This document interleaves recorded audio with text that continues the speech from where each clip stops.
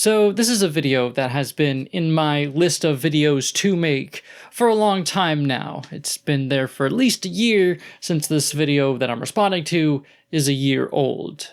See, I consider myself mostly vegan, in that I prefer a vegan diet as much as is practical. And I've been wanting to talk about it on this channel for a while, but I could never find a good way to bring it up, and I think this video is gonna be as good as any. Now, this might be a little bit confusing because, okay, originally this lady made a video about feminism and veganism being sort of similar or connected, or that if you're one, then you should be the other, and then this guy, Fox Says, because he's a fox, he responded to her video, and now I'm responding to Fox Guy. I'm going to try to cut out most of vegan feminist lady, and because I really want to focus on what Fox says.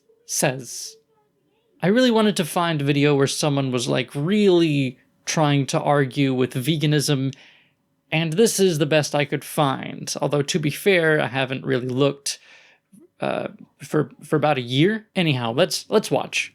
Oh yeah, I can see that. Feminism in its current state is an authoritarian ideology that is practiced by many with religious fervor, and veganism in its current state is an authoritarian ideology that's practiced by many with religious fervor.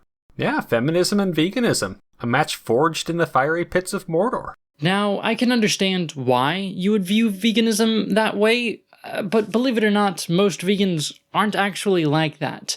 Most vegans, at least that I've seen, are actually reasonable people that aren't trying to force their veganism onto you. I understand that meat and dairy is a huge part of virtually every culture, and I know I'm not going to change that by being pushy and preachy. For most of us, it's about caring enough to make a change in your diet or lifestyle, or just what you choose to buy and support and whatnot. And yeah, we would want other people to care as well, but vain attempts aren't worth alienating the people around you. So in general, we don't push it. But there are those activists out there that give us a bad name. So I've read a lot recently about it's not right to compare feminism with veganism, / not right to put them in the same category and say, well, if you're a feminist, you should be vegan. Could that be because feminism, whether your view of it is good, bad, or ugly, has to do with the rights and privileges of humans, and veganism has to do with the rights and privileges of not humans? Okay, but how important is the distinction? Or maybe I should say, what specifically about animals gives them less rights than humans? Why is it okay to farm animals, treat them cruelly, slaughter them for food, if we don't have to? While we'd be outraged if the same thing was done to a human child. Now, I'm not trying to say that other animals are the same as humans, or that there's no distinction. Obviously, we're humans, so to some extent we should care about humans more. But animals still suffer. They still feel pain, both physical and emotional. And a lot of them are pretty intelligent as well, especially pigs, from what I understand. What I'm trying to say is that we should extend our empathy further, not just to our own, but also to other animals that still suffer just the same. Now, maybe it's not the exact same, maybe not in the exact same way, but these animals still deserve empathy. Feminism is the radical belief that even though men and women should be treated equal in the Western world, that women aren't treated equal in the Western world. Even though it can be demonstrated that in nearly every Western country, women actually enjoy more rights than men. Now again, I don't want this video to focus on feminism, but since we're here, I might as well give my thoughts, right? Modern feminism, or at least the kind you see in cringe compilations, that does a huge disservice, not only to the people around them that have to deal with them, but also to their own cause. I believe that there are genuine issues that do affect women more than men, like sexual assault. It's more common than you would want to think. But they're not helping much by proclaiming to be oppressed and making demands and forming an exclusive in-group. The way they're going about it is not going to help get anything done, and it really does take away from the real issues that women are genuinely facing. I'm not entirely sure what he means by women enjoying more rights. I mean, sure, I guess there are areas where women have it better, like in divorce or maybe prison sentence, the draft, I suppose, but all in all, I don't see women having drastically better lives than men. Whatever is grieving you, I don't think this is the way to go about it either.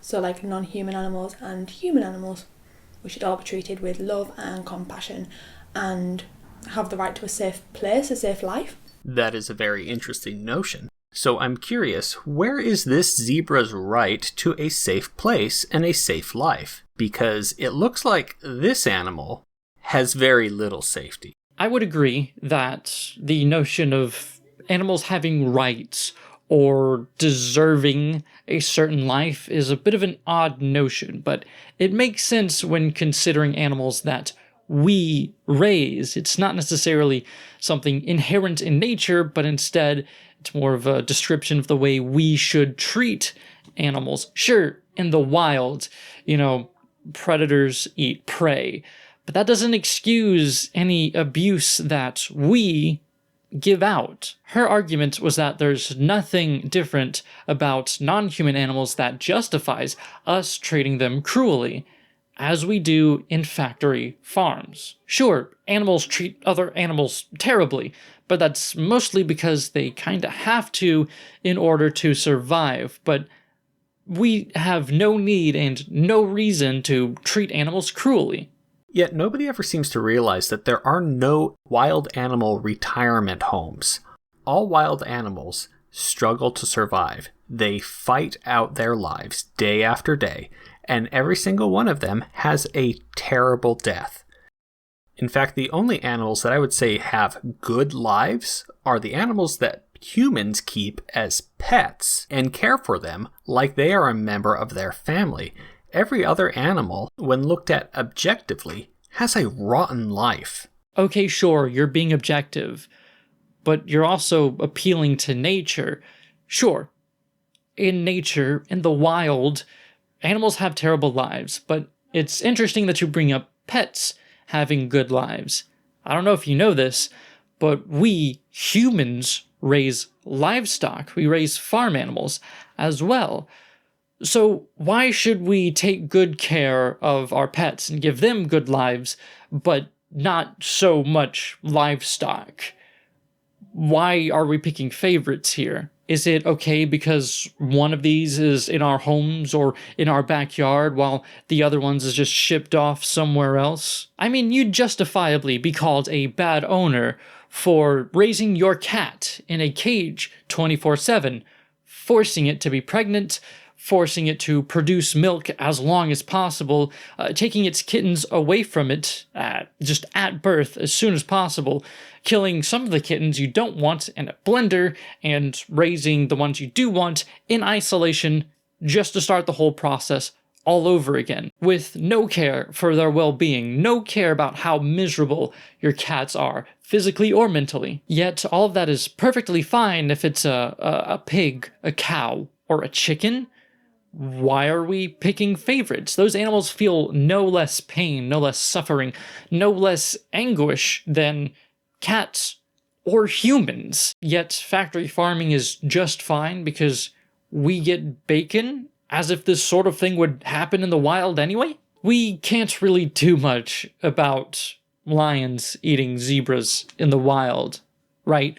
But we do have control over the animals that we do raise, yet they're being tortured. And I'll leave it up to you to look up exactly what happens in factory farms, but I assure you it's not pretty. Okay, so Vegan Feminist Lady pretty much states all of the terrible things I said, so let's skip to the fox's response. Now, if you want to have a discussion about the ethical treatment of animals at farms, that is a great discussion to be had, and I think that that's something that the larger populace would be on board with. But you have to realize that there are major differences between humans and animals. Okay, good. So you agree. The treatment of animals in factory farms is an issue, and I hope everyone can agree on that. And I think it's enough of an issue to not want to contribute to that industry. But what makes us so different from non-human animals? I know that may seem obvious because, we're humans, they're not. But I want you to think about what specifically about us humans is just totally, completely different from any other animal. The only things I can think of are our intelligence and our impeccable ability to communicate. Just about everything else is pretty much the same for any other mammal. I don't see exactly what differences we have that keep us from owing respect and fair treatment to the animals that we raise. Her point wasn't that humans and animals are the same, but her point was that both veganism and feminism are against discrimination. That's the connection she was trying to make, albeit rather poorly. For several years, I lived in the southwest portion of the United States in a desert region. In this area, roaches were just a thing. Every home had a roach problem. So to keep the roaches out of your home, you would have to spray your house inside and out on a regular basis. And inevitably, the morning after I would spray, I would go outside and see dozens, sometimes hundreds, of dead roaches around my property, laying around the foundation of the house. There would be little roach bodies. In the 1930s and 40s, the Germans had a similar point of view towards the Jews. They were undesirable, and they tried to exterminate them and oppress them in a similar fashion. Yet me doing it to roaches is far different from me doing it to other human beings. Okay, I make a bit of an exception with pests and parasites. If you have a cockroach problem, go ahead and kill the cockroaches. I don't think that's much of an issue. Same thing for, scorpions?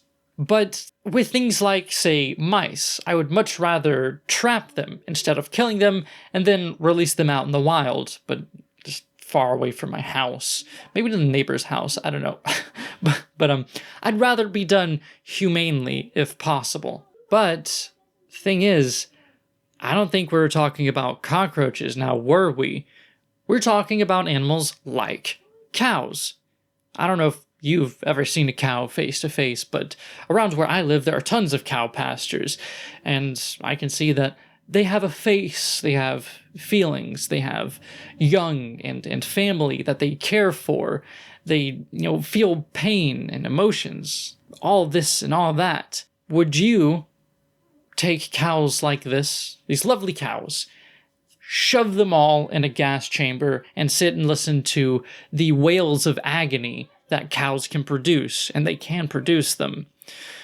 It would take a genuine monster to do that. Now, I do think that these cows in these local pastures that I see around me are treated just fine, so I wouldn't have as much of an issue if I were to buy meat from, say, a local butcher shop. But from factory farms? Not a chance. And every time that you go to your local supermarket and pick up some cheap ground beef, you're contributing to that sort of terrible treatment. Not exactly gas chambers, but I assure you it's not pretty. Now, I should be clear. I know and I completely understand that meat and dairy, like I said, is a huge part of our culture. Some people can't go vegan or vegetarian for lots of health-related reasons. For a lot of people, it's just not practical. It's not easy at all. Might not be cheap enough. And some people just can't do it, or at least can't do it fully. And I don't think you have to. Any small change that you make really does have a huge impact. But for me, personally, I can't justify buying beef, or chicken, or pork, or eggs, or milk, because I don't need it. I don't need a hamburger.